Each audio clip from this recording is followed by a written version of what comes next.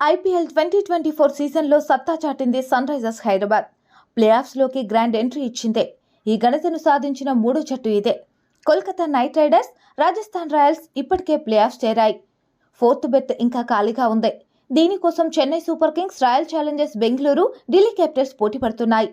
శనివారం సాయంత్రం బెంగళూరు వేదికగా చెన్నై సూపర్ కింగ్స్, ఆర్సీబీ మధ్య జరిగే మ్యాచ్ ప్లేఆఫ్స్ చేరబోయే నాలుగో జట్టును ఖరారు చేస్తుంది. ఈ మ్యాచ్లో చెన్నై సూపర్ గెలిస్తే 16 పాయింట్లతో ప్లేఆఫ్స్కు చేరుకుంటుంది. ఓడితే మాత్రం నాలుగో బెర్త్ను నెట్ రన్ రేట్ ఖరారు చేస్తుంది. గురువారం రాత్రి హైదరాబాద్ ఉప్పల్ స్టేడియంలో Sunrisers Hyderabad, Gujarat Titans మధ్య జరగాల్సిన మ్యాచ్ రద్దయిన విషయం తెలిసిందే. భారీ వర్షం వల్ల ఒక్క బంతి కూడా పడకుండానే మ్యాచ్ను రద్దు చేయాల్సి వచ్చిందే. Sunrisers Hyderabad, Gujarat Titans చెరో పాయింట్ దక్కించుకున్నాయి. దీంతో సన్ రైజర్స్ 15 పాయింట్లతో ప్లేఆఫ్స్కు చేరింది. లీగ్స్ దశలో తన చివరి మ్యాచ్ను ఆదివారం ఆడబోతుంది.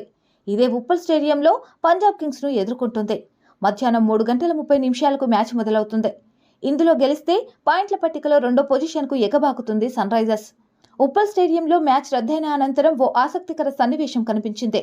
Gujarat Titans player Kane Williamson, Sunrisers Hyderabad franchise owner Kavya Maran VIP బాక్స్లో తారసపడ్డారు. కేన్ అంటూ అతన్ని పిలిచి మరీ పలకరించింది Kavya Maran. Hi Kavya, how are you అంటూ ఆమెకు షేక్ హ్యాండ్ ఇచ్చి ఆప్యాయంగా కౌగిలించుకున్నాడు కేన్ మామ. ఈ వీడియో వైరల్గా మారింది. ఇదివరకు కేన్ విలియమ్సన్ సన్ రైజర్స్ హైదరాబాద్కు ప్రాతినిధ్యాన్ని వహించిన విషయం తెలిసిందే. 4 సీజన్లకు అతనే కెప్టెన్. కేన్ కెప్టెన్సీలో ఆశించిన స్థాయిలో రాణించలేదు సన్ రైజర్స్.